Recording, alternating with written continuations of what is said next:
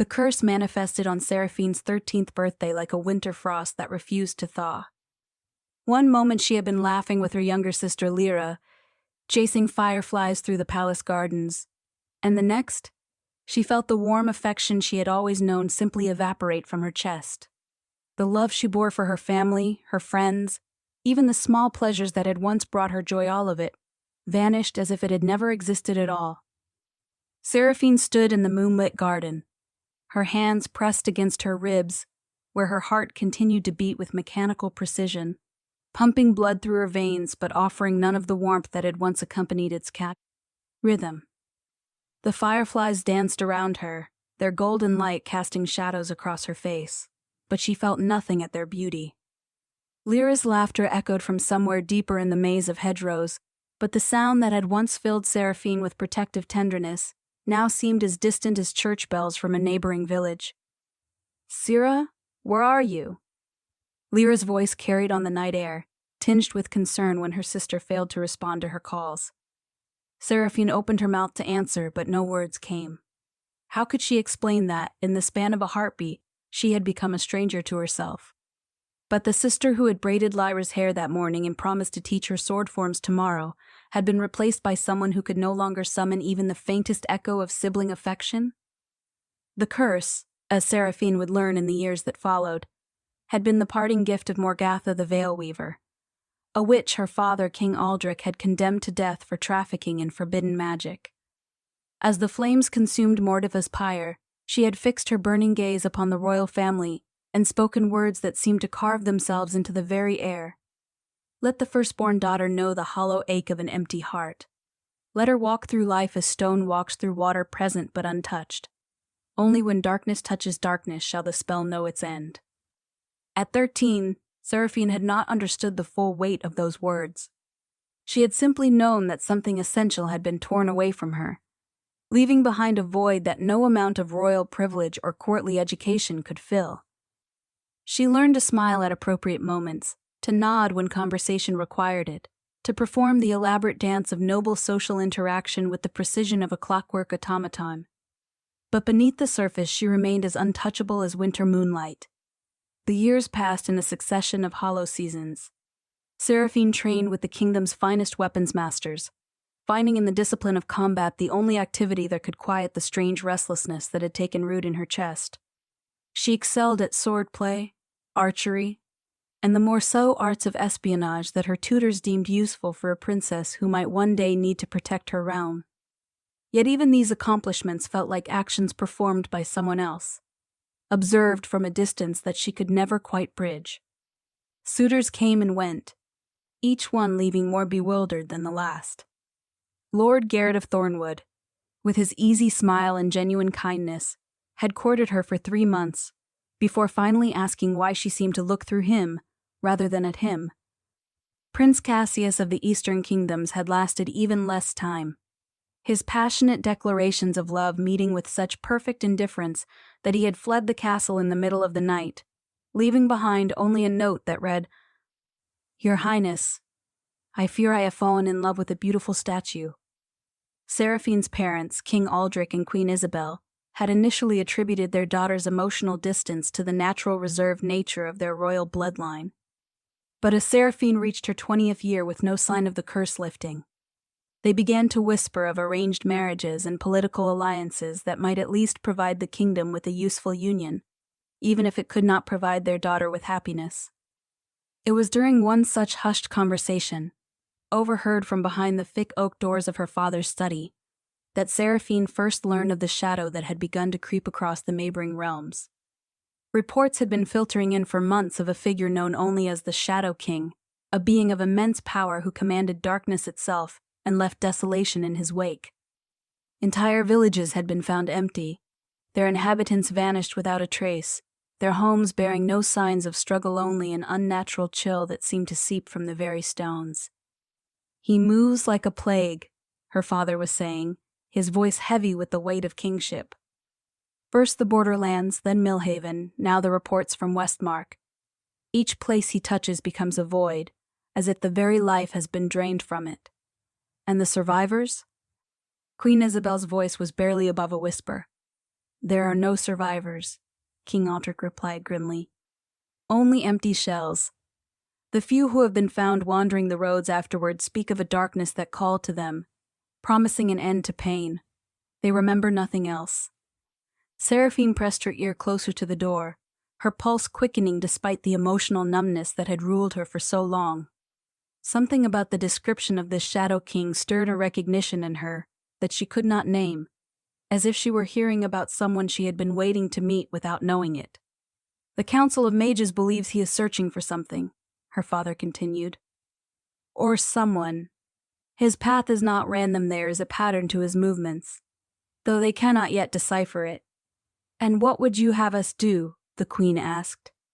Our armies are strong, but if this being can drain entire populations without leaving a trace of battle, what hope do conventional forces have against him? There was a long pause before King Aldrich spoke again, and when he did, his voice carried the weight of a decision that would change the course of kingdoms. We will not wait for him to come to us. I am assembling a task force, the finest assassins and warriors in the realm. Someone must find a way to end this threat before it reaches our borders. And you think more weapons can touch such a creature? I think we must try. The alternative is to wait for our own people to vanish into whatever void he carries with him. Seraphine stepped back from the door, her mind racing with possibilities that felt both terrifying and strangely exhilarating.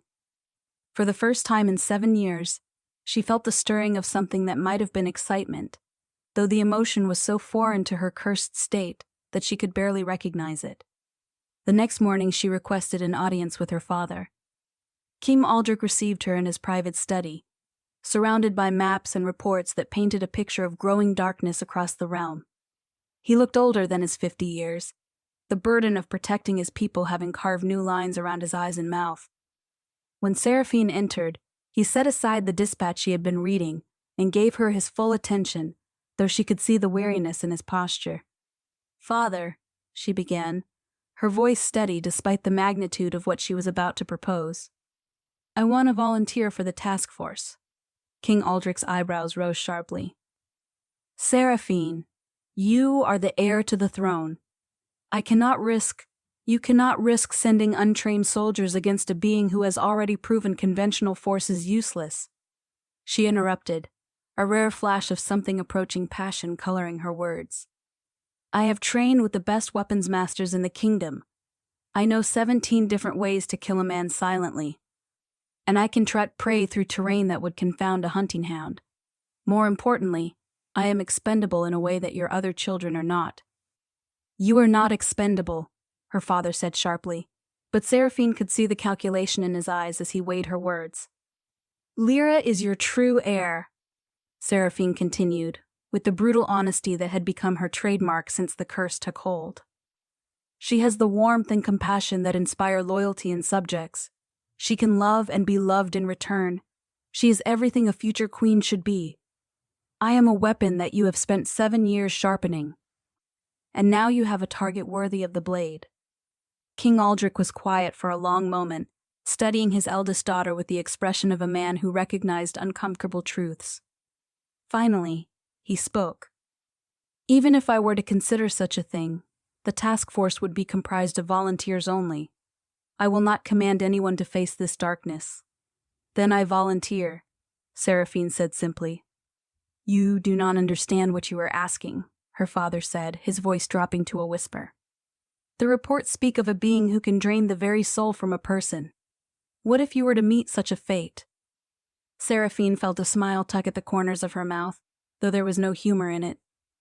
Father, I have lived for 7 years without a soul. Perhaps that makes me uniquely qualified to face someone who steals them. The task force assembled 3 days later in the castle's outer courtyard, a collection of the realm's most dangerous individuals united by necessity and royal gold. There was Marcus Shadowbane, a former knight-turned-mercenary whose reputation for efficiency was matched only by his complete lack of moral scruples. Beside him stood Vera Nightwhisper, an assassin whose delicate features and silver hair belied her ability to kill with poisons so subtle they were often mistaken for natural death. Twin brothers Gareth and Garrett Ironwood brought their expertise in tracking and wilderness survival, while the mage Elias Darkwater provided the only magical defense they could muster against a being of supernatural power. Seraphine studied each of them in turn, noting the way they positioned themselves to maintain easy escape routes, how their eyes constantly scanned for threats, the careful distance they maintained from one another. These were people who had learned to trust no one completely, a trait that she found oddly comforting in its familiarity. "You are younger than I expected, Princess," Marcus said, his scarred face impassive as he evaluated her. "Are you certain you are prepared for the kind of work this will require?" "I am prepared for whatever is necessary," Seraphine replied, and something in her voice must have convinced him, because he nodded and asked no further questions. The briefing was conducted by Master Thorn, the kingdom's spy master, a thin man whose pale eyes seemed to catalog every detail of the world around him. He spread maps across a wooden table and began to trace the Shadow King's path with one finger, his voice taking on the cadence of a scholar presenting research rather than a military leader planning an assassination. "Our quarry appears to be moving southeast, following the old trade routes but avoiding the major cities," Thorn began. "His last confirmed sighting was in the village of Greystone 5 days ago. The pattern of his movement suggests he is seeking something specific, but we have been unable to determine what. What do we know about his crash?" "Abilities?" Vera asked, her voice soft, but carrying the kind of intensity that made people lean in to listen. "Very little, and most of it secondhand," Thorn admitted. "Witnesses describe a figure wreathed in shadow who can move through darkness as if it were water. He appears to drain some essential force from his victims, leaving them empty shells that retain their memories but lose all capacity for emotion or independent thought." Seraphine felt a chill that had nothing to do with the autumn air. The description sounded uncomfortably familiar, though she could not place why. "What about weaknesses?" Gareth asked. "Unknown," Thorn replied. "He has never been observed in direct combat, as no one who has faced him has retained the will to fight. However, there are theories." He paused, consulting a leather-bound journal. "Some of the realm's scholars believe that beings of such power often have a central source of their strength and artifact, a location, or even a person that serves as their anchor to this world. Find and destroy that anchor, and the being itself may be vulnerable." "And how exactly are we supposed to identify this anchor?" Marcus asked, skepticism evident in his tone. "By getting close enough to observe," Thorn said grimly. "Which brings us to the true purpose of this mission. You are not being sent to engage the Shadow King directly. Your goal is reconnaissance, learn what you can about his nature, his weaknesses, his ultimate objective. If an opportunity presents itself to eliminate him, you are authorized to take it, but your primary mission is to gather intelligence that can be used to protect the realm." The group spent the next 2 hours poring over maps and reports, planning their route and discussing contingencies. Seraphine found herself taking mental notes not just about the mission parameters, but about her companions as well. Vera's questions revealed a mind that thought in terms of chemical vulnerabilities and biological weaknesses. The Ironwood brothers approached the problem from the perspective of hunters tracking dangerous prey. Elias focused on the magical implications of the Shadow King's abilities, while Marcus evaluated everything through the lens of combat tactics. As for herself, Seraphine realized she was approaching the mission with a strange sense of anticipation that felt almost like hunger. For the first time since the curse had taken hold, she was about to embark on something that might actually matter, something that could affect the fate of thousands of people. The fact that it was also incredibly dangerous only added to the appeal. That evening, as the task force prepared to depart at dawn, Seraphine found herself in the castle's chapel, though she could not have said what impulse had brought her there. The space was empty of other worshippers, lit only by the soft glow of votive candles that cast dancing shadows across the stone walls. She knelt before the altar, not to pray she had lost the ability to petition the gods for anything the day the curse took hold, but simply to think. Her sister Lyra found her there an hour later, slipping into the pew beside her with the quiet grace that had always been her hallmark. "I heard about the task force," Lyra said softly, her voice carrying the kind of gentle concern that had once made Seraphine feel cherished and protected. Now it simply sounded like an echo of something she had lost. "I suppose you have come to try to talk me out of it," Seraphine replied without looking at her sister. "No," Lyra said, surprising her. "I have come to say goodbye, and to tell you that I understand where you have to go." Seraphine turned to study her sister's face, searching for signs of the fear or anger she had expected to find. Instead, she saw only a sadness that seemed deeper than their years. "I have watched you for 7 years," Lyra continued, her voice barely above a whisper. "I have seen you perform the role of princess, daughter, sister, but I have never seen you truly alive. Whatever happened to you on your 13th birthday, it took something from you that you have never been able to reclaim. And you think facing a creature of shadow and darkness will somehow restore what was lost?"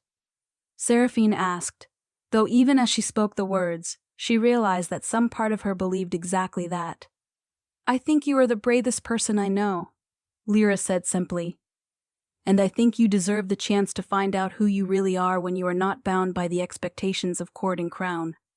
They sat in silence for several minutes, two sisters who had once shared everything now separated by a gulf that neither entirely understood. Finally, Lyra reached into her cloak and withdrew a small silver pendant on a delicate chain. "This was our grandmother's," she said, fastening the chain around Seraphine's neck.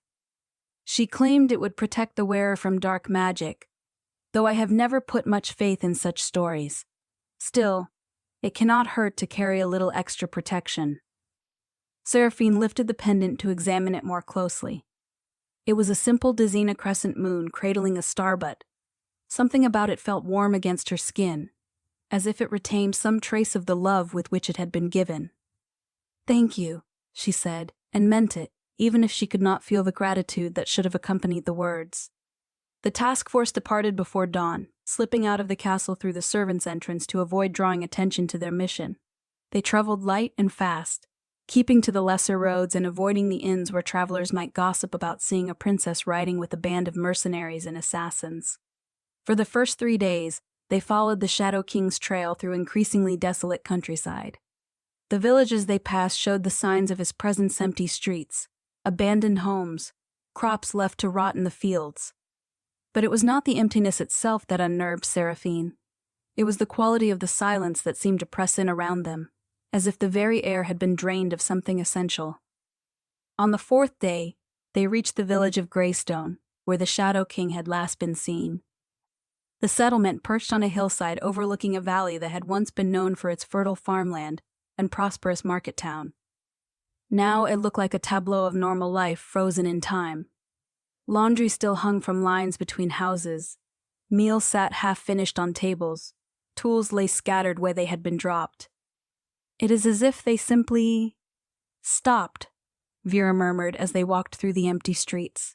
Mid-conversation, mid-meal, mid-task, they just stopped. Elias knelt beside a fountain in the village square, running his fingers through water that should have been clear, but seemed to shimmer with an oily darkness.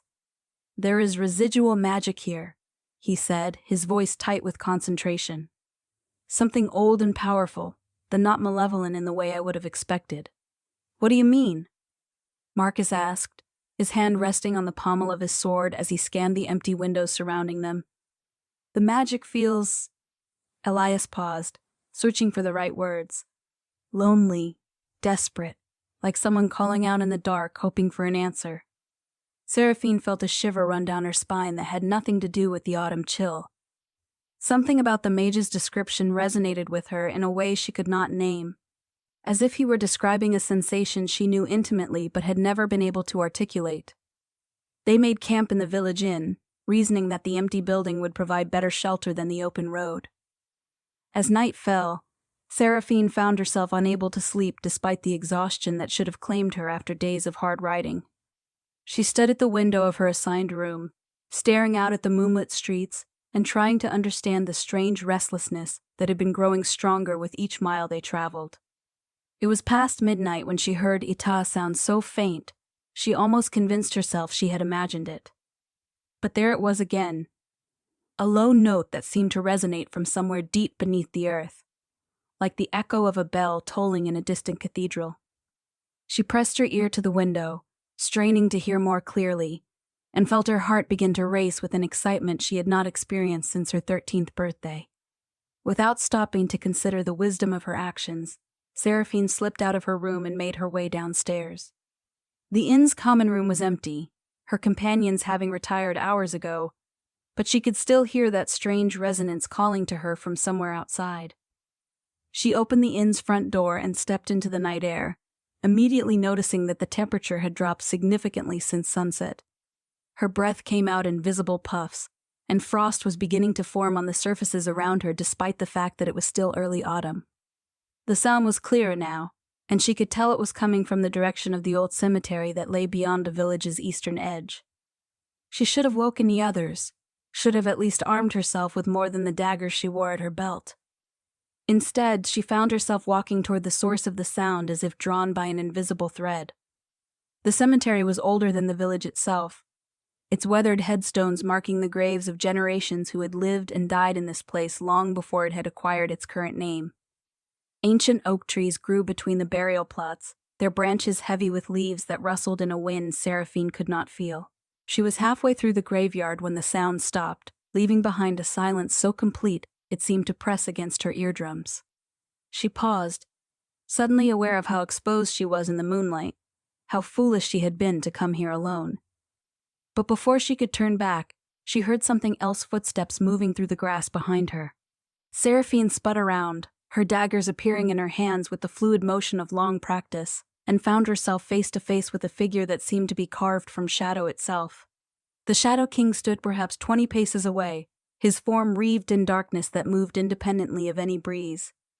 He was tall, easily 6.5 feet, with a build that suggested both strength and grace.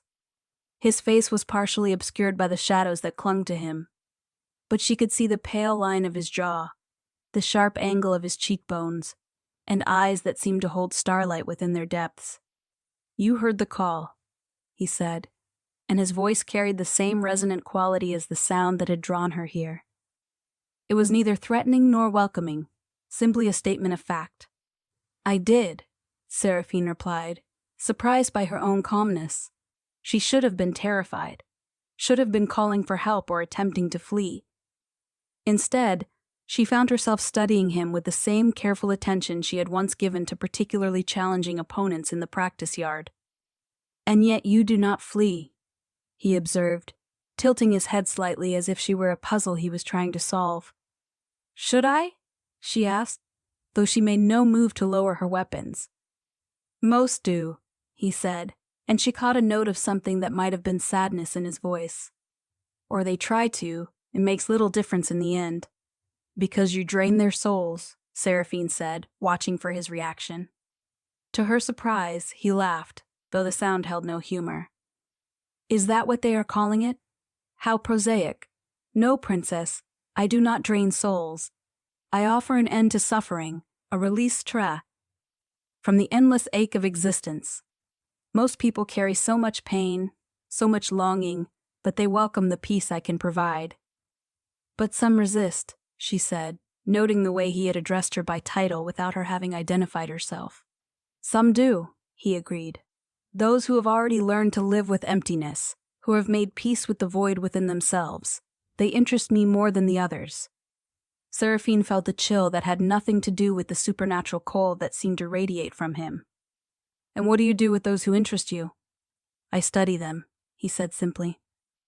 "I try to understand what makes them different, what allows them to exist in a world full of pain without being consumed by it." "Speaking from experience?" she asked, and saw his eyes sharpen with what might have been surprise. "You are perceptive," he said. "Yes, I speak from experience.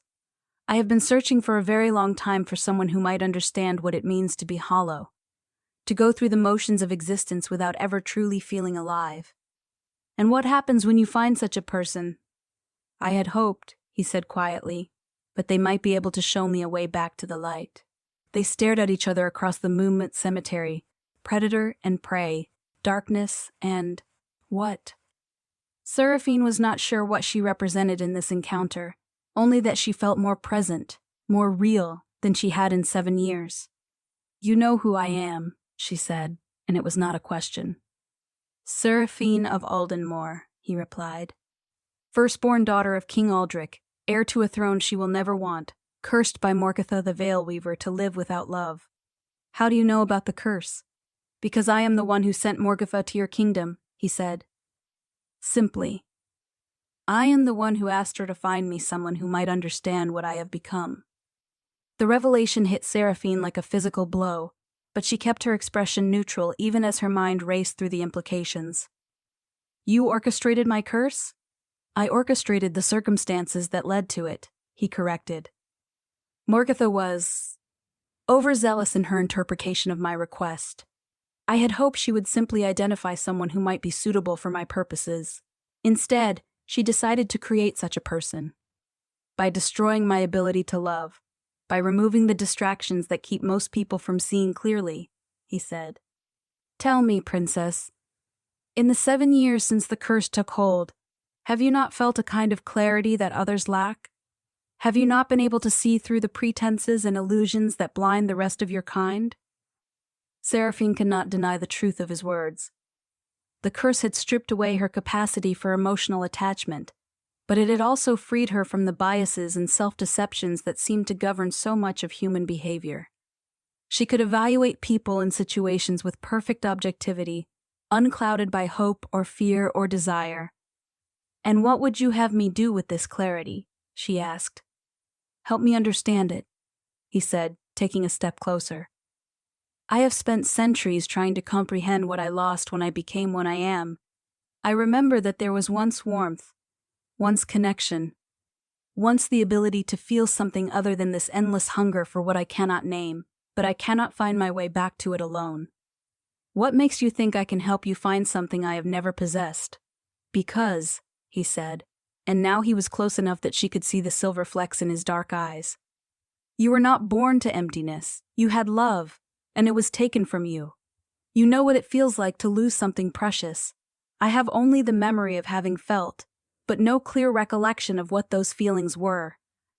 Seraphine found herself lowering her daggers, though she could not have said why. Everything about this encounter should have been terrifying. She was alone with a being who had laid waste to entire villages, who commanded power beyond mortal comprehension. Instead, she felt a strange sense of recognition, as if she were looking into a mirror that reflected not her appearance, but her essence. The others, she said.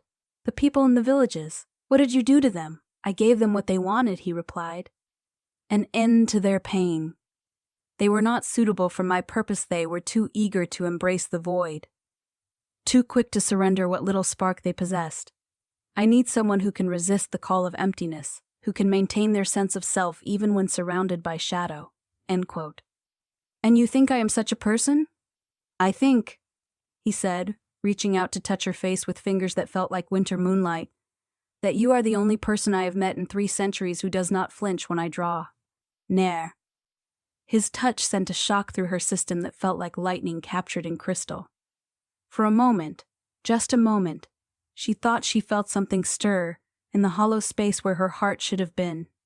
Not love, not yet, but the possibility of love, the faintest echo of what she had lost. What are you? She whispered. I was human once, he said, his thumb tracing the line of her cheekbone. A prince, actually, though that title means little now. I sought power to protect my people, and I found it, but the price was higher than I understood. I became something that exists between life and death, light and shadow. I can offer peace to others, but I cannot find it for myself. And what do you want from me? I want you to stay, he said simply. I want you to let me show you the kingdom I have built in the spaces between worlds. I want you to help me remember what it means to be human. And if I refuse, then you will return to your task force, and they will eventually find the courage to try to kill me, and I will give them the same peace I have given all the others, he said. And I will continue my search for someone who can help me find my way back to the light. Seraphine studied his face, looking for signs of deception or manipulation. She found neither. There was only a loneliness so profound it seemed to have its own gravitational pull, drawing her into its orbit. If I come with you, she said carefully, what guarantee do I have that you will not simply drain away what little humanity I have left. None, he said honestly. But consider this, you have spent 7 years living as a hollow shell, going through the motions of existence without ever truly being alive. What could I possibly take from you that has not already been stolen? The question struck her with the force of absolute truth. What did she have to lose? Her position as heir to a throne she had never wanted? Her place in a family that loved her but could never truly understand her? Her carefully constructed life of duty and obligation that brought her no satisfaction? The others will come looking for me, she said. I know, he replied. But not tonight. Tonight, you have a choice to make. You can return to your empty life, or you can step into the unknown and see what waits there. Seraphine looked back toward the village, where her companions slept peacefully in their beds, unaware that their quarry had found them, instead of the other way around. Then she looked at the Shadow King, this being of darkness and power who claimed to be searching for the same thing she was a way back to wholeness. What is your name? She asked. Lysander, he said. Though I have not spoken it aloud in decades. Lysander, she repeated, tasting the syllables. If I come with you, I want your word that you will not harm my companions. They are only doing what they believe is necessary to protect their people. You have it, he said without hesitation. I have no quarrel with those who do not seek to harm me first. Seraphine sheathed her daggers and stepped closer to him, close enough that she could feel the supernatural cold that seemed to emanate from his skin. Then show me this kingdom of yours, Prince Lysander. Let us see if two broken creatures can find a way to become whole. He smiled then, the first genuine expression of warmth she had seen from him, and extended his hand.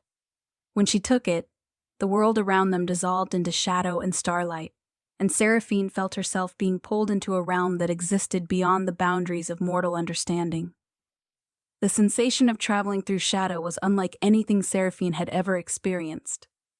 It was not the violent disorientation of being hurled through space, but rather a gentle dissolution of the boundaries between herself and the darkness that surrounded her.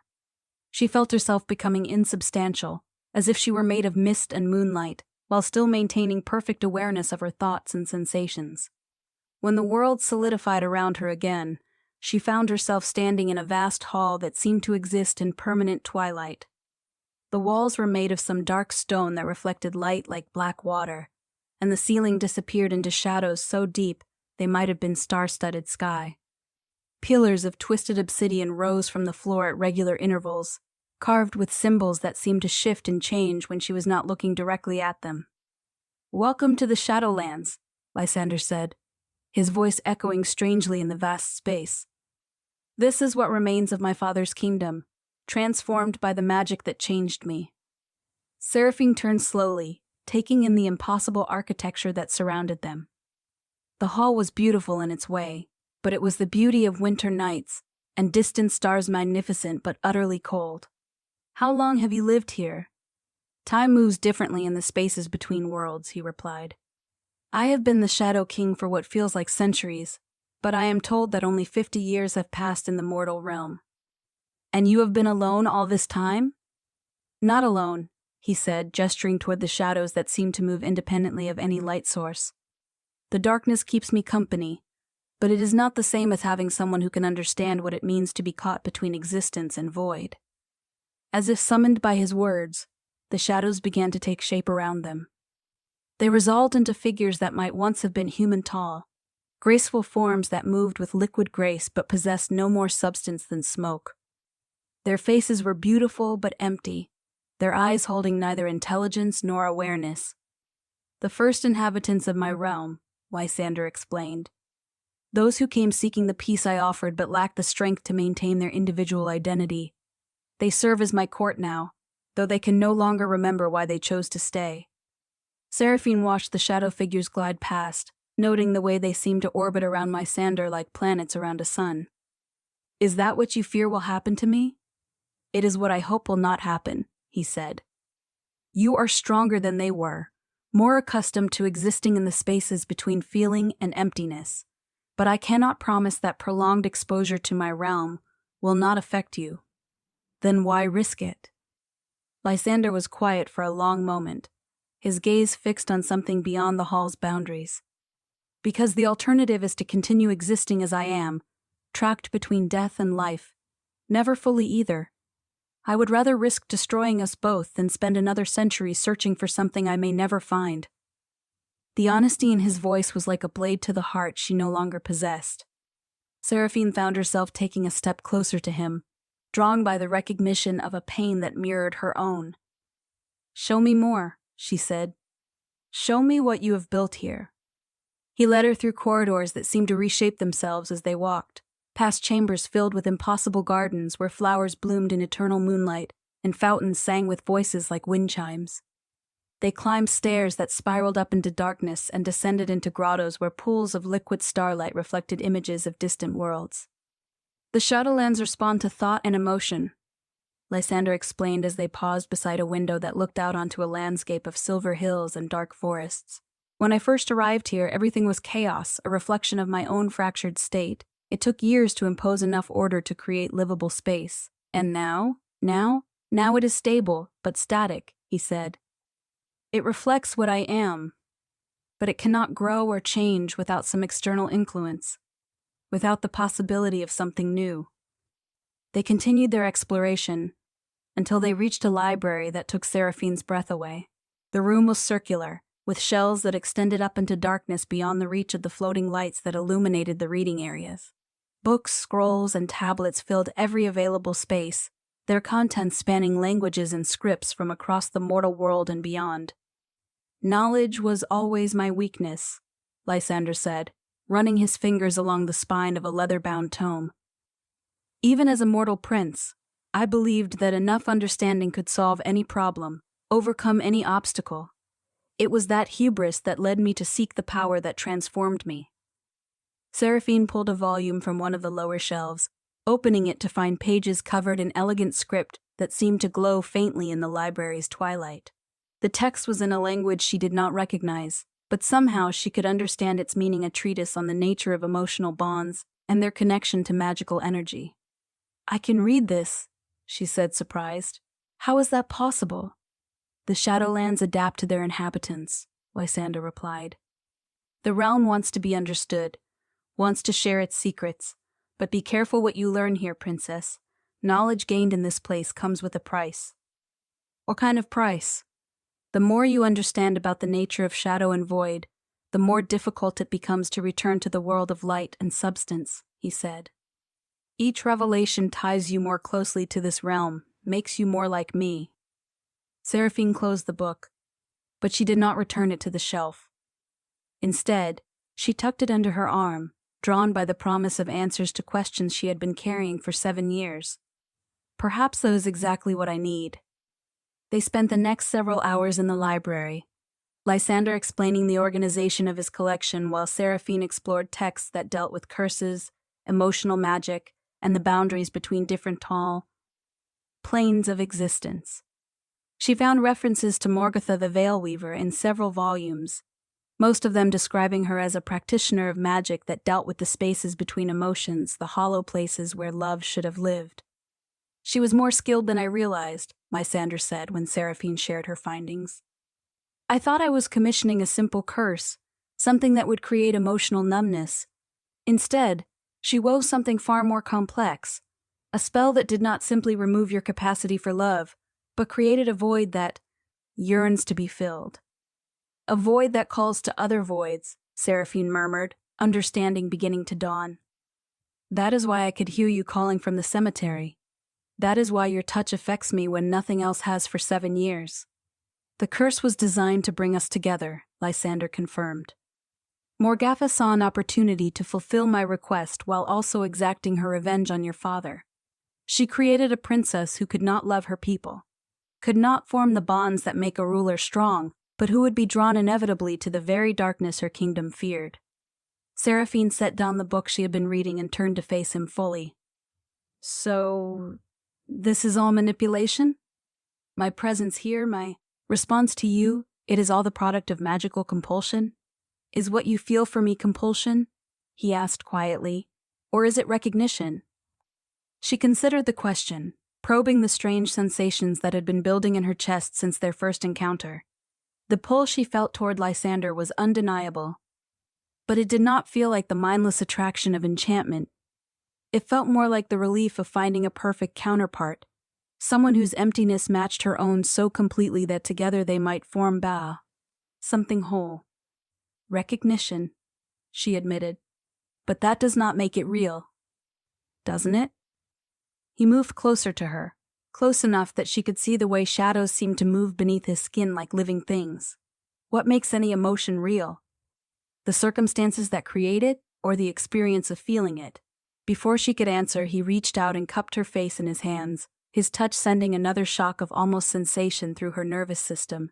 This time the feeling was stronger, more defined, not love, not yet, but the awakening possibility of it, like the first green shoots pushing through winter soil. "I can feel you," she whispered, wonder coloring her voice. "For the first time in 7 years, I can feel something other than emptiness." "And I can feel you calling to the part of me that remembers warmth," he replied. "The part that I thought was lost forever." They might have kissed then, might have discovered whether physical contact could bridge the gap between their respective voids. But the moment was interrupted by a sound that sent both of them spinning toward the library's entrance, the clash of steel on steel, accompanied by shouts of alarm. "Your companions have found us," Lysander said, his expression hardening into something that resembled the terrifying figure of legend. "They move more quickly than I anticipated." Seraphine's mind raced through possibilities. The task force had been specifically assembled to track and eliminate the Shadow King. They would not hesitate to attack, would not pause to consider that she might be here willingly. To them, she would appear to be either dead or under some form of magical compulsion. "You gave me your word that you would not harm them," she reminded him. "And I will keep it," he said. "But I will defend myself if they attack, and I cannot guarantee their safety if they persist in trying to destroy me." The sounds of combat were growing closer, echoing through the twisted corridors of the Shadowlands. Seraphine could hear Marcus bellowing orders, Vera's voice calling her name. The distinctive whine of one of Elias's combat spells charging the air with magical energy. "I have to go to them," she said. "I have to explain." "They will not listen," Lysander interrupted. "They will see you here, in my realm, and assume the worst. They will try to rescue you, and in doing so, they will force me to choose between keeping my word and preserving my existence." "Then come with me," she said impulsively. "Let me introduce you properly. Let me show them that you are not the monster they believe you to be." Lysander's expression was unreadable. "You would vouch for me? Defend me to your friends and allies?" "I would tell them the truth," she said. "That you are not what the legends claim. That you are searching for the same thing we all are, a way to be whole." "And if they refuse to believe you? If they attack despite your words?" Seraphine met his gaze steadily. "Then I will stand with you." The words surprised her as much as they seemed to surprise him. She had not planned to make such a declaration, had not consciously decided to choose his side over theirs. But the moment the words left her mouth, she knew they were true. Whatever was happening between them, curse or destiny, manipulation or recognition, it felt more real than anything she had experienced since her 13th birthday. "You would choose me over them?" Lysander asked. "Over your duty to your kingdom?" "I would choose the possibility of feeling something real over the certainty of remaining empty," she replied. He was quiet for a moment, his dark eyes searching her face as if looking for signs of deception or uncertainty. Finally he nodded. "Then let us go meet your companions, Princess. Let us see if truth can prevail over fear." They left the library together, following the sounds of combat through corridors that seemed eager to lead them toward the confrontation. As they walked, Lysander's form began to change subtly. The shadows that clung to him became less pronounced, his features more clearly defined. He was making himself appear more human, she realized, more approachable. "Will that be enough?" she asked. "Probably not," he admitted, "but it may buy us a few seconds to speak before they attack." They emerged into the great hall where Seraphine had first arrived to find chaos. Her companions had somehow breached the boundary between worlds and were now fighting desperately against the shadow figures that served as Lysander's court. Marcus wielded his sword with brutal efficiency. cutting through insubstantial forms that reformed behind him. The Ironwood brothers worked back to back, their weapons glowing with enchantments that allowed them to affect the shadow creatures. Lyra had produced a series of small vials from her pack and was hurling them with deadly accuracy, each one releasing clouds of silver vapor that caused the shadows to retreat with sounds like screaming wind. Elias stood in the center of the group, his hands weaving patterns in the air that created barriers of crackling energy. Enough! Lysander's voice rang out across the hall, carrying a note of absolute authority that seemed to freeze every combatant in place. The shadow figures immediately withdrew, melting back into the darkness between the pillars, while the task force spun to face the source of the command. Seraphine stepped forward before any of them could react, placing herself between Lysander and her companions. Weapons. "Stop," she said, her own voice carrying a calm authority that she had learned in 7 years of royal training. "Put down your weapons. There is no need for violence here." "Seraphine." Vera's voice was sharp with relief and concern. "Thank the gods you are alive. Get away from that thing, we will handle this." "That thing," Seraphine said with careful emphasis, "is Prince Lysander, and he is not your enemy." "He has bewitched you," Marcus said, his sword still raised and ready. "The reports said he could drain minds, leave people as empty shells." "You are not thinking clearly." "I am thinking more clearly than I have in 7 years," Seraphine replied. "And I am asking you to lower your weapons and listen to what I have to say." "We came here to rescue you," Gareth said, his eyes never leaving Lysander's form, "and to eliminate a threat to the kingdom. We cannot do both if you insist on protecting him." "Then perhaps," Seraphine said quietly, "you need to reconsider which of those goals is more important." The words hung in the air like thrown knives. She could see the shock on her companions' faces, the way they struggled to reconcile the princess they knew with the woman who stood before them now, apparently defending the very creature they had been sent to destroy. "What has he done to you?"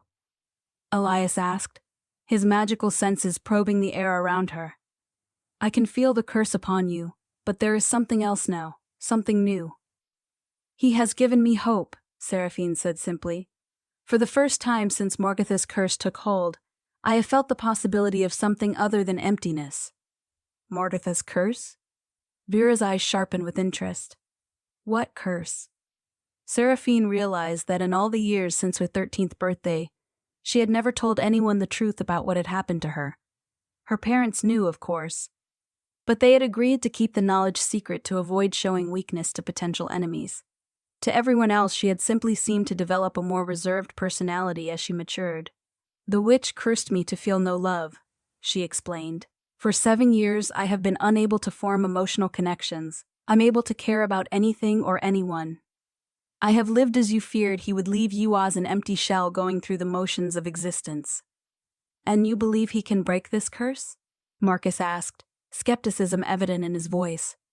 "I believe he's the only person I have met who understands what it means to live in the spaces between emotions," she replied. "And when he touches me, I can feel something stirring in the hollow places where my heart should be." She turned to look at Lysander, who had remained silent during the exchange, allowing her to speak for both of them. "Show them," she said. "Show them that you are not the monster they believe you to be." Lysander stepped forward, his movements careful and unthreatening. When he spoke, his voice carried none of the supernatural resonance that had characterized it in the cemetery. Instead, he sounded simply like a man tired, lonely, but undeniably human. "I am not your enemy," he said. "I am someone who made a terrible mistake in seeking power to protect the people I loved, and who has spent 50 years trying to find a way to undo the consequences of that mistake. The villages, the people who disappeared, I gave them what they asked for, an end to pain that had become unbearable. But I never forced my gift upon anyone, never took what was not offered." "The reports said there were no survivors," Garrett said, though his weapon had lowered slightly. "There were no survivors because there were no battles," Lysander replied. "People came to me willingly, seeking the peace I could provide. Those who were not ready, who still had reasons to cling to their mortal existence, I sent away unharmed." "And the princess?" Elias asked. What do you want with her? Lysander's gaze found Seraphine's, and she saw something in his eyes that made her chest tighten with an emotion she could not name. I want to learn from her, he said. She has lived with emptiness longer than most, but she has not been broken by it. She understands the spaces between emotions, the places where most people fear to look. I believe that together, we might find a way back to gray. Wholeness, both of us. And if we refuse to allow this? Marcus asked. Then you will fight me, Lysander said simply. And some of you will die, and I will be forced to continue my search alone. But I will not harm the princess, regardless of what you decide. She has already given me more hope than I have felt in decades simply by being willing to listen. Seraphine watched her companions process this information, saw the moment when they began to truly look at her rather than simply seeing what they expected to see. The change in her was subtle but unmistakable to those who knew her well. There was a light in her eyes that had been absent for 7 years, a vitality that suggested something long dormant was finally beginning to stir. What are you proposing? Lyra asked carefully. I am proposing, Seraphine said, that you return to the kingdom and report that the Shadow King is not the threat we believed him to be, that he is a broken man seeking healing, not a monster seeking conquest, and I am proposing that I remain here for a time, to see if what has begun between us can grow into something that might break both our curses. End quote. The king will never accept such a report, Marcus said. He will demand proof, will want to know that the threat has been eliminated. Then I will provide proof, Lysander said. I will withdraw from the mortal world, will cease my wandering and searching. The villages will be safe, the people will have nothing more to fear from the Shadow King. And in return? In return, I ask only for time, he said. Time to discover whether the connection between the princess and myself can grow into something that might restore what we have both lost. Elias was the first to lower his weapon completely. The magical resonance between them is unlike anything I have ever encountered, he said slowly. It is not compulsion or enchantment, it is more like two pieces of a broken whole recognizing each other. You would trust the word of this creature? Marcus demanded. I would trust the judgment of our princess, Elias replied. And I can see that whatever is happening here, she is more alive than she has been in years. One by one, the others followed his lead, weapons lowering though wariness remained in their postures. They were soldiers and assassins, trained to evaluate threats and eliminate them, but they were also people who cared about Seraphine's well-being. If we agree to this, Bira said finally, what guarantee do we have that you will not simply disappear with her into whatever realm this is? How do we know she will ever return? You have my word, Lysander said. And you have hers. But more than that, you have the knowledge that what exists between us now is fragile and new. It must be allowed to grow naturally, without coercion or forced confinement. If I were to imprison her here, I would destroy the very thing I am hoping to nurture. Seraphine stepped closer to her companions, close enough that they could see the sincerity in her eyes. I know this is difficult to understand, she said. I know it goes against everything you were sent here to do, but I am asking you to trust me when I say that this is the first real hope I have had since I was 13 years old. Please do not take it away from me. The silence that followed felt like a held breath. Finally, Marcus sheathed his sword with a sharp metallic sound that seemed to echo through the great hall. How long? He asked. I do not know, Seraphine replied honestly. However long it takes to determine whether what we have found here is real, and whether it can grow into something lasting. And if it cannot? If this proves to be nothing more than two broken people clinging to each other in desperation? Then I will return home, she said. And we will face whatever consequences arise from our choices. Marcus nodded grimly. Very well, but I want regular contact. Some way of knowing that you are safe and that your judgment remains your own. Agreed, Lysander spoke before Seraphine could respond. I will provide a means for communication, a way for the princess to send word whenever she wishes. And if she asks to leave? If she changes her mind about any of this? Then she leaves, Lysander said simply. I am not seeking a captive, Captain. I am seeking a partner in understanding what it might mean to be whole. The formal negotiations continued for another hour, establishing protocols for communication and setting boundaries that both sides could accept. Through it all, Seraphine found herself watching Lysander with growing fascination. This was not the terrifying figure of legend, not the soul-draining monster that had haunted the kingdom's nightmares. This was simply a man who had made desperate choices and was now trying to find his way back to something resembling humanity. When her companions finally prepared to leave, each of them spoke with her privately, offering warnings and advice and reluctant support. Vera was the last to say goodbye, pulling Seraphine aside while the others gathered near the hall's entrance. Are you certain about this? She asked quietly. Truly certain? Because once we leave, you will be alone with him in a realm that exists outside mortal understanding. If you have any doubts, I have no doubts about wanting to stay. Seraphine interrupted. I have doubts about everything else, whether this can work, whether what I feel is real, whether I am making a terrible mistake. But I have no doubts about needing to try. Vera studied her face for a long moment, then nodded. Then may the gods watch over you, princess. And may you find what you are looking for. After her companions had gone, returning to the mortal world through the same breach they had used to enter the Shadowlands, Seraphine found herself alone with Lysander in the vast hall. The silence felt different, now not empty, but full of possibilities that had not existed before. Do you regret it? Lysander asked. Choosing to stay? Ask me again in a few days, she replied. When the reality of what I have done has had time to settle. And if you do regret it, then I will leave, and you will let me go, and we will both return to the emptiness we knew before, she said. But I do not think that will happen. What makes you so certain? Seraphine turned to face him fully, studying the play of shadow and starlight across his features. Because for the first time in 7 years, I am curious about tomorrow. I want to know what will happen next, what we might discover together. That wanting, that anticipation, it feels like the beginning of being alive again.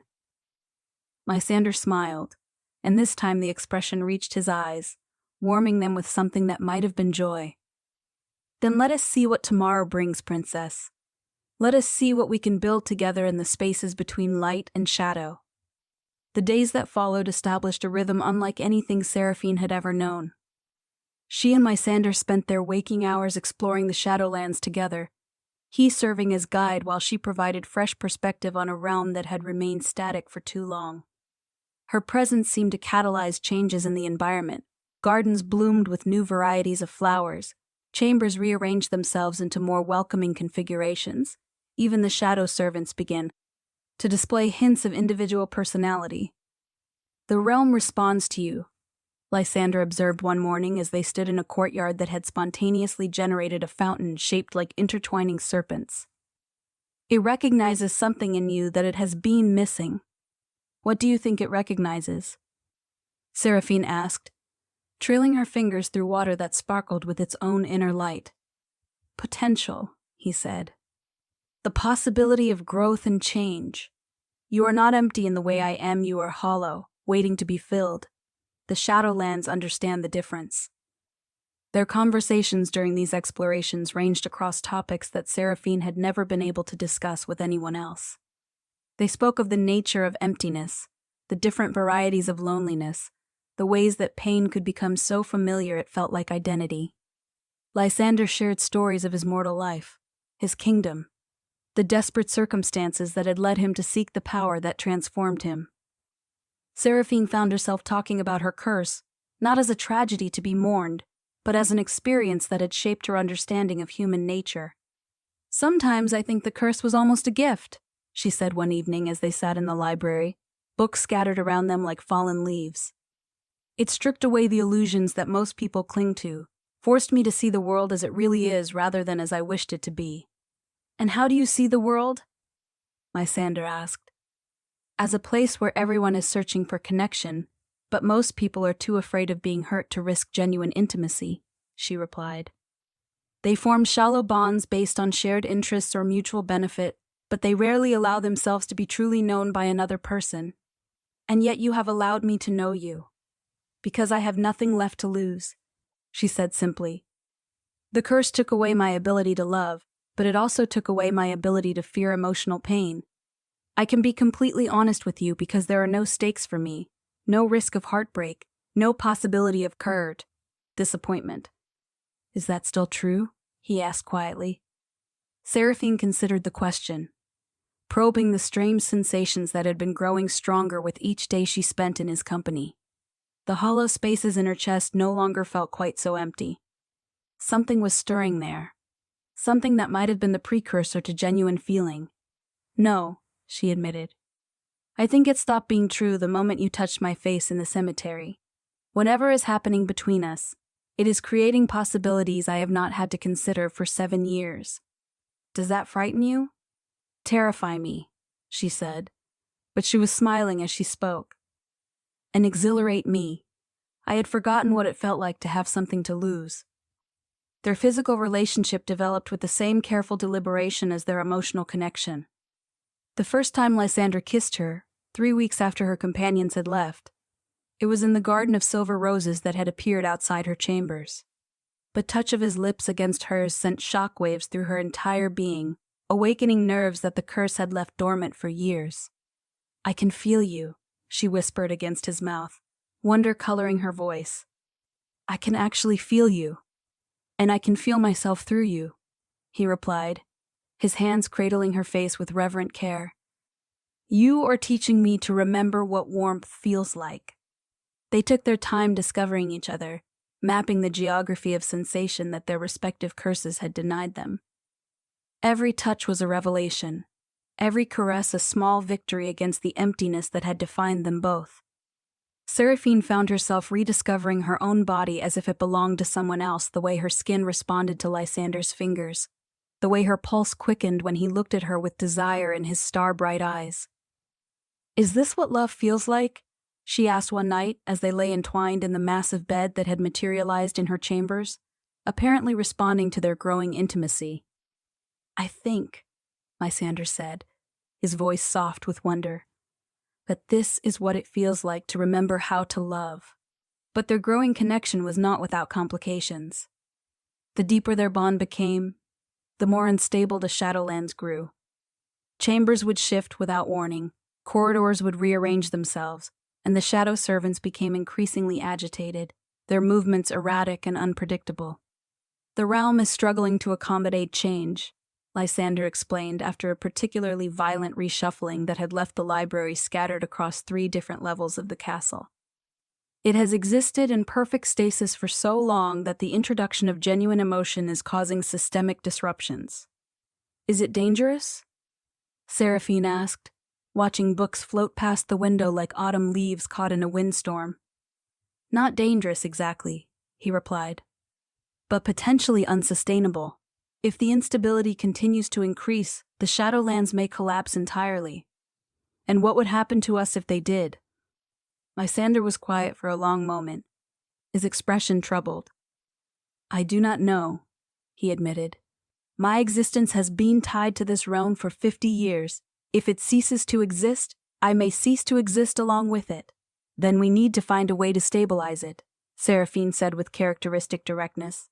Or we need to find somewhere else to be. Somewhere else such as? The mortal world, she said simply. If the Shadowlands cannot adapt to accommodate love, then perhaps love needs to exist somewhere that can. The suggestion seemed to shock him. You would ask me to leave the only home I have known for half a century? I would ask you to consider whether holding on to that home is worth sacrificing the chance to become fully human again, she replied. The Shadowlands have been your prison as much as your kingdom, Lysander. They have kept you safe from the pain of genuine emotion, but they have also kept you isolated from any possibility of real connection. And you think I could survive in the mortal world? That your people would accept a former Shadow King in their midst?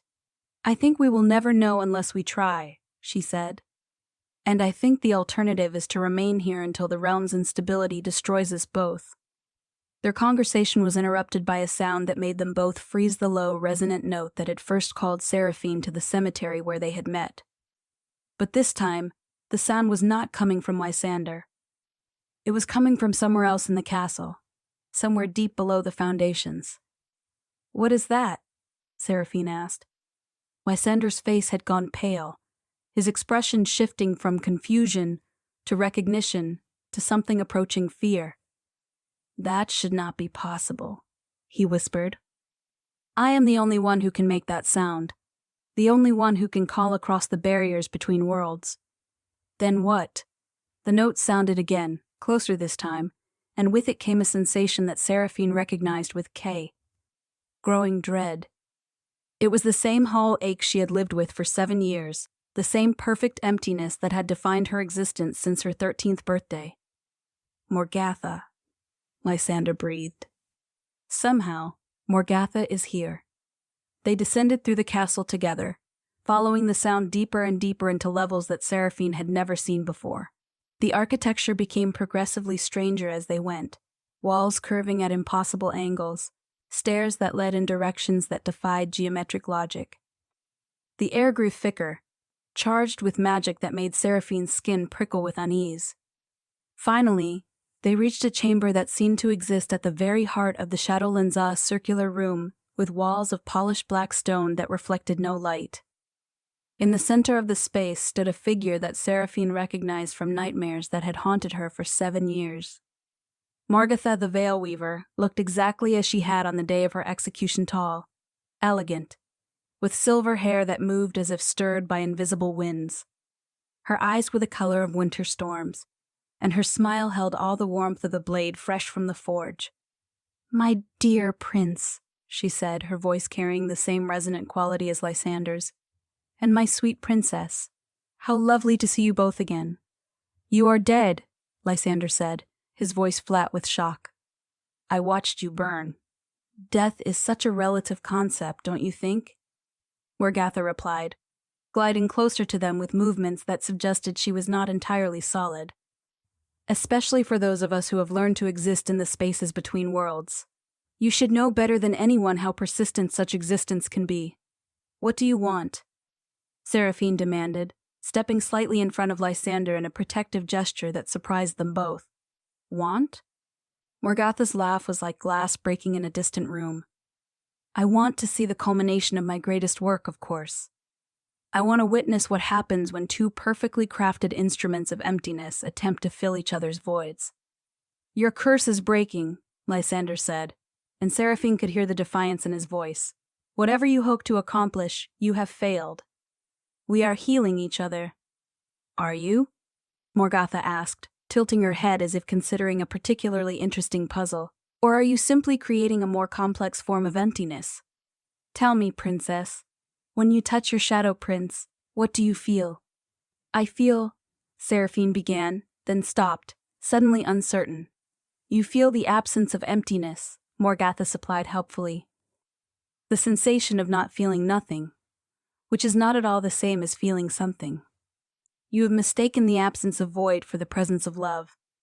"That is not true," Seraphine said, but even as she spoke, doubt began to creep into her voice.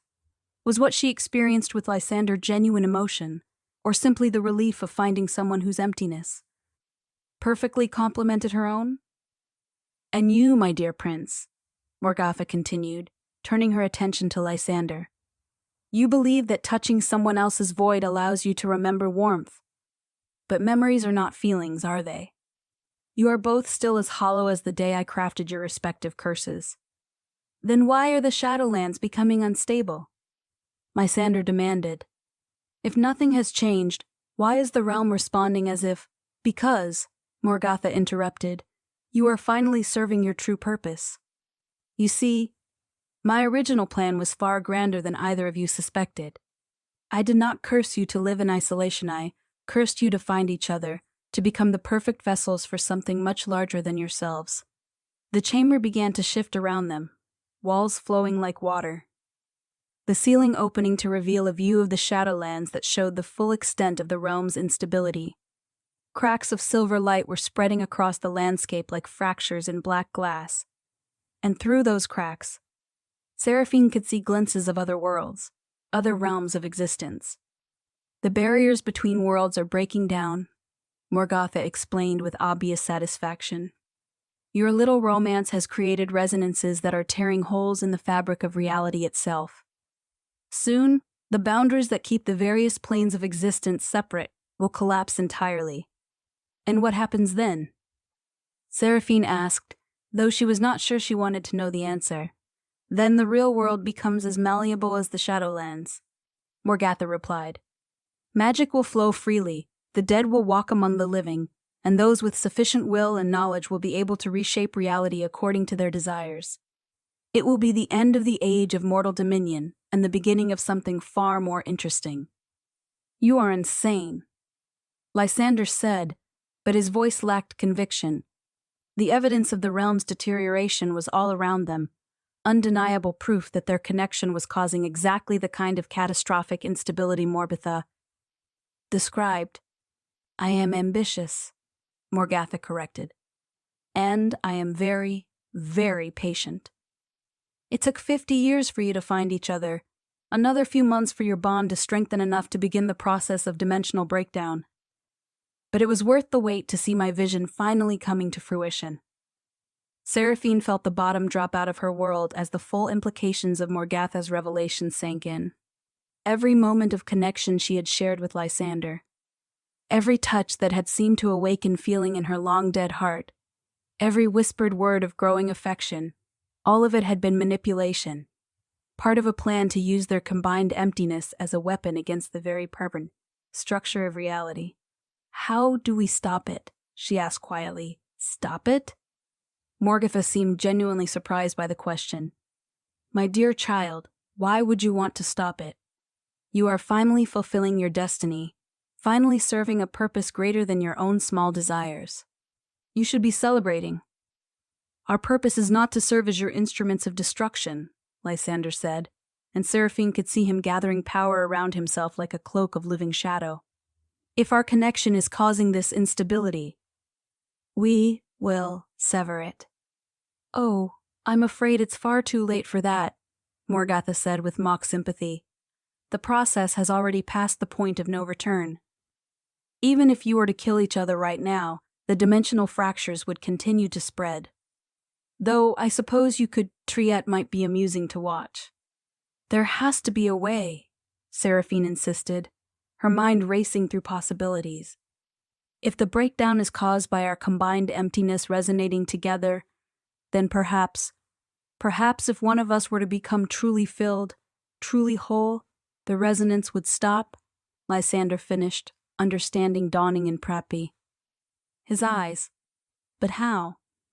Seraphine asked. How do we break curses that were specifically designed to be unbreakable? The same way any curse is broken, said a familiar voice from the chamber's entrance. With sacrifice and true understanding. They turned to see Elias stepping through a doorway that had not existed moments before, his robe singed and his face pale with exhaustion. Behind him came Marcus, Vera, and the Ironwood brothers, all looking as if they had fought their way through several kinds of hell to reach this place.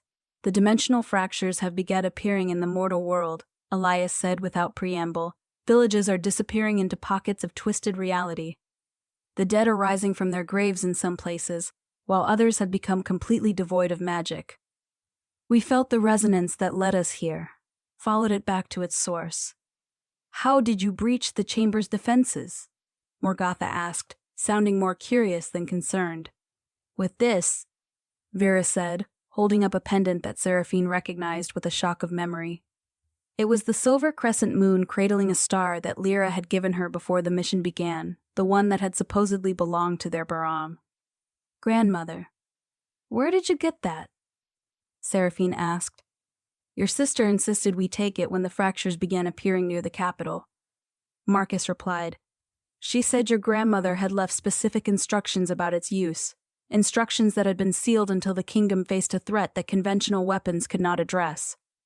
Morgatha's expression had shifted from amusement to something approaching wariness. That trinket should not have been able to penetrate my workings, she muttered, studying the pendant with narrowed eyes. Perhaps because it predates your workings by several centuries, Elias said grimly. I have spent the last 3 days researching its origins.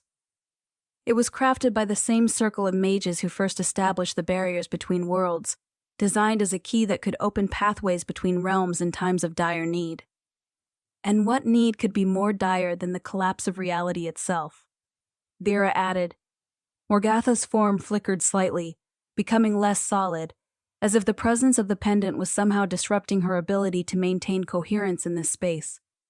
You think you can stop what has already been set in motion? She asked. The resonance between these two will continue regardless of what trinkets you wave about. Not if the resonance is fundamentally altered, Elias said, his eyes fixed on Seraphine and Lysander. The breakdown is being caused by two perfect voids trying to fill each other, creating a feedback loop that destabilizes reality. But if one of those voids could be genuinely filled, not just covered or masked, but truly filled with authentic emotion, the loop would break. And how exactly do you propose to accomplish that? Lysander asked. The curses that bind us were crafted by one of the most skilled practitioners of emotional magic in recorded history. They cannot simply be wished away. No, Elias agreed. But they can be overwritten by something stronger than the magic that created them. Nothing is stronger than Morgatha began, then stopped, her eyes widening with what might have been fear. No. You cannot be suggesting sacrifice, Seraphine breathed, understanding flooding through her. True, willing sacrifice made out of love. It is the one force that can break any magical binding. But it would require one of us to choose the other's wholeness over our own continued existence, Lysander said quietly. To willingly pour whatever essence we possess into the other, knowing that doing so would probably destroy us. Probably? Marcus asked. Certainly, Morgatha corrected with savage satisfaction. The curses I crafted are not mere spells, they are fundamental alterations to the soul itself. To break one by transferring its burden to another would tear the donor apart at the most basic level of their being. Then we find another way, Vera said firmly. There has to be another solution. There is no other way, Seraphine said, her voice carrying the weight of absolute certainty. This is why Morgatha's plan has worked so perfectly. She ensured that any attempt to break the resonance would require one of us to die. She gambled that we would be too selfish, too attached to our own existence, to make such a choice. And was I wrong? Morgatha asked with a smile that could have cut glass. Will either of you truly sacrifice your life for the other? Or will you continue to cling to your hollow existence while reality crumbles around you? Seraphine looked at Lysander, seeing her own thoughts reflected in his star-bright eyes. They both understood what was being asked of them. Both recognized the terrible mathematics of the situation. One of them would have to die so that the other could live, and that death would have to be motivated by genuine love, the very emotion that their curses had made impossible. I will do it, Lysander said quietly. I have existed as a shadow for 50 years, neither alive nor dead. If my destruction can give you the chance to truly live, to feel the full range of human emotion, then it is a price worth paying. No, Seraphine said immediately. I am the one who chose to come here, who chose to explore this connection despite the risks. If anyone bears responsibility for the dimensional breakdown, it is me. Responsibility is irrelevant, Lysander replied. You have the chance to return to your kingdom, to rule your people, to live a full human life. I have no such opportunities waiting for me in the mortal world. You could have them, she insisted. We could find a way to make a life together. To what? To what? He interrupted gently. Hide in the shadows, forever looking over our shoulders, forever wondering when some new threat would arise. To tear us apart? That is not living, Seraphine. That is merely another form of emptiness. Their argument was interrupted by a sound that made the very foundations of the chamber shake, a deep, resonant crack that suggested something fundamental was breaking apart. Through the walls, they could see the fractures in reality spreading faster, entire sections of the Shadowlands dissolving into chaotic storms of uncontrolled magic. You need to decide quickly, Elias said urgently. The dimensional barriers are collapsing at an exponential rate. Soon the breakdown will be irreversible, even if you manage to break the resonance. There has to be another way, Vera repeated desperately. Some alternative that doesn't require there is. Seraphine said suddenly, her mind seizing on a possibility that seemed so obvious she was amazed it had taken her this long to see it. The pendant. Your grandmother's pendant. The one that can open pathways between realms. What about it? Marcus asked. It is designed to create controlled breaches in the dimensional barriers, she explained rapidly. What if, instead of using it to travel between worlds, we used it to redirect the energy that is causing the breakdown? Channel the resonance away from reality itself and into something that can safely contain it? Such as? Lysander asked, though hope was beginning to kindle in his eyes. The void between worlds, Seraphine said. The empty space that exists in the gaps between realities. If we can redirect our resonance into that space, it will dissipate harmlessly instead of tearing apart the barriers that keep the world separate. Elias was already nodding, his expression brightening with understanding. It could work, he said. The pendant has enough power to create a controlled breach, and the void between worlds is designed to absorb and neutralize magical disturbances. But it would require both of us to pour our essence into the pendant simultaneously, Lysander finished. We would be essentially exiling ourselves into nothingness. Not nothingness, Seraphine corrected. Each other. If we go into the void together, our resonance becomes self-contained. We would exist in a space where the laws of reality are fluid, where the barriers between consciousness and environment do not apply. You would be trading one prison for another, Morgatha said, though her voice lacked its earlier confidence. An eternity together in emptiness, forever cut off from the world of the living. An eternity together, Seraphine repeated, and for the first time since the curse had taken hold, she felt what could only be described as joy flooding through her chest. That does not sound like a prison to me. Nor to me, Lysander agreed, reaching out to take her hand. The moment their fingers touched, another reality fracture split the air above their heads, but neither of them flinched. If we must choose between existence without connection and connection without existence, I know which I prefer. You are both insane, Marcus said flatly. There has to be a better solution than consigning yourselves to some mystical void. Perhaps, Seraphine said, but we do not have time to find it, and I would rather face the unknown with Lysander than face the known without him. The chamber shook again, more violently this time, and chunks of the ceiling began to rain down around them. Whatever they were going to do, it had to happen soon. How do we activate the pendant? Lysander asked Elias. Physical contact with both of you while you focus your combined will on creating a breach, the mage replied. But I must warn you, once the process begins, it cannot be stopped. If you have any doubts, we have no doubts, Seraphine said firmly, though her heart was racing with a mixture of terror and anticipation. Do it. Elias nodded grimly and stepped forward, the pendant glowing with increasing brightness in his outstretched hand.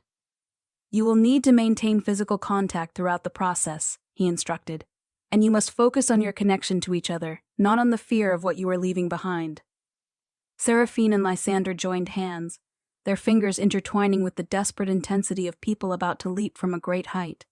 Around them, reality continued to fracture and dissolve, but in the space between their touching palms, something new was beginning to form, not emptiness, but a kind of fullness that neither of them had ever experienced before. I love you, Seraphine said, and the words rang with a truth that seemed to resonate through the collapsing chamber. I love you with whatever capacity for love this broken heart can muster. And I love you, Lysander replied, his voice steady despite the chaos erupting around them. I love you with the memory of what love used to be and the hope of what it might become again. As Elias pressed the pendant against their joined hands, Seraphine felt a sensation unlike anything she had ever experienced, not the absence of feeling, not the hollow ache of emptiness, but a warmth that seemed to spread from the point of contact throughout her entire being. It was love, she realized with wonder. Real, genuine. Overwhelming love that filled every void in her soul and left no room for the curse that had defined her for so long. The last thing she heard before the world dissolved around them was Morgatha's scream of frustrated rage, cut short as the dimensional fractures collapsed in on themselves, sealing the breach between worlds and leaving reality intact. The void between worlds was not the empty darkness that Seraphine had expected. Instead, it was a space of infinite possibility, where thought became reality and consciousness shaped environment. She and Lysander existed there as pure essence, unbound by the limitations of physical form but still recognizably themselves.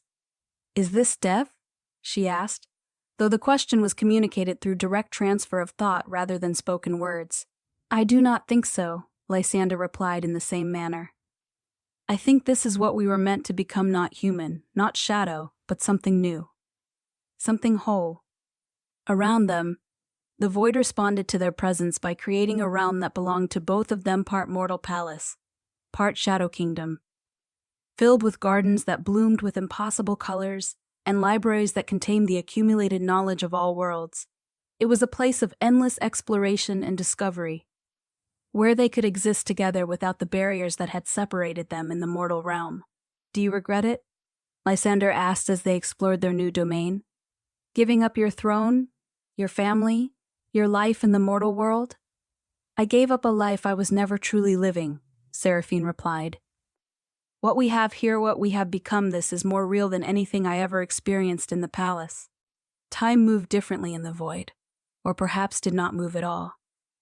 They might have been together for moments or millennia when they felt the first tentative contact from the mortal world, a gentle probing that seemed to originate from someone with magical sensitivity. "Elias," Seraphine recognized, reaching out to acknowledge the contact. "He is checking to see if we survive the transition." The communication that followed was necessarily limited, but they were able to convey the essential information: they existed, they were whole, and the dimensional barriers had been restored. The mortal world was safe, and their sacrifice had not been in vain. "Will you miss it?" Lysander asked after the contact had ended. "The world you came from?" "I will miss my sister," Seraphine admitted, "and the others, in their way, but I will not miss being empty. I will not miss going through the motions of existence without ever truly being alive. And now? Now I am alive in ways I never imagined possible," she said. And as she spoke, she felt the truth of it resonate through every part of their shared consciousness. "Now I love and am loved in return, and that is enough to fill any void." They created new wonders together in their realm between worlds, cities that sang with their own music, forests where the trees grew books instead of leaves, oceans that reflected not the sky above, but the dreams of distant worlds. They learned to reshape reality with their combined will, to exist as both individuals and as a single entity when they chose. But perhaps most importantly, they learned to feel again. Not the shallow emotions that had been available to them as cursed beings, but the full spectrum of human feeling elevated to cosmic proportions.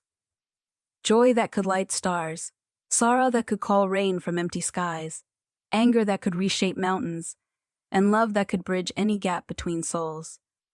Morgatha was wrong, Seraphine realized one day, as they watched new stars being born in the depths of their void realm. She thought she was cursing us to emptiness, but she was actually preparing us for this, for a love so complete it transcends the boundaries of individual existence. She gave us exactly what we needed to find each other, Lysander agreed. And in trying to use us as weapons against reality, she forced us to become something greater than either of us could have been alone.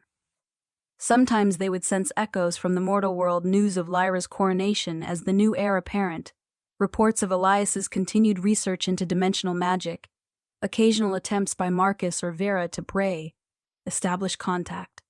The kingdom prospered under new leadership, the threat of dimensional collapse having passed into legend.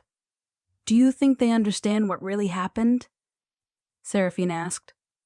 "I think they understand that love won," Lysander replied.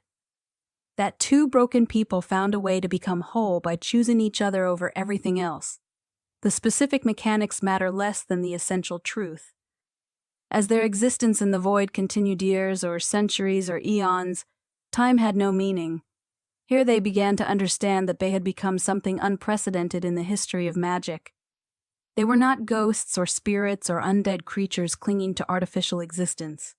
They were something new, a form of consciousness that existed in the spaces between defined reality, capable of influencing multiple worlds while belonging fully to none. "We have become legends," Seraphine observed with amusement. "The Shadow King and the Cursed Princess who loved each other so completely they transcended death itself. Is that what we did?" Lysander asked. "Transcend death? We transcended the need for death," she corrected. "We found a way to exist that is neither life nor death, but something else entirely. Something that allows us to be together forever without the limitations that would have eventually separated us in the mortal world." Their love had become a living thing, a force that shaped their realm and influenced the boundaries between worlds. Where their combined consciousness touched the barriers of reality, small miracles occurred. Lovers in the mortal world found each other against impossible odds.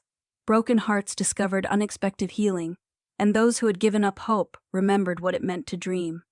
"We are still helping people," Seraphine realized. "Even here, even removed from the world we knew, our love is making a difference." "As it should," Lysander said. "Love that is strong enough to break curses and heal dimensional fractures should certainly be strong enough to help those who are struggling to find their own connections." They settled into their eternal existence with the satisfaction of people who had found exactly what they were looking for, even if it was nothing like what they had expected to find. Their void realm continued to grow and change, responding to their shared imagination and desire for new experiences. They hosted visitors from other dimensions, learned to communicate with beings that existed as pure energy, and gradually became something approaching deities of connection and healing. But at its core, their existence remained beautifully simple two people who had found in each other the answer to every question their hearts had ever asked. The curse that had brought them together had been transformed into the blessing that allowed them to remain together, and the emptiness that had once defined them had become the space where infinite love could grow. "No regrets?" Lysander asked, as he had asked so many times before. "Only one," Seraphine replied, and saw his surprise at her answer. "I regret that it took us so long to find each other. I regret all the years we spent searching alone for something we could only discover together.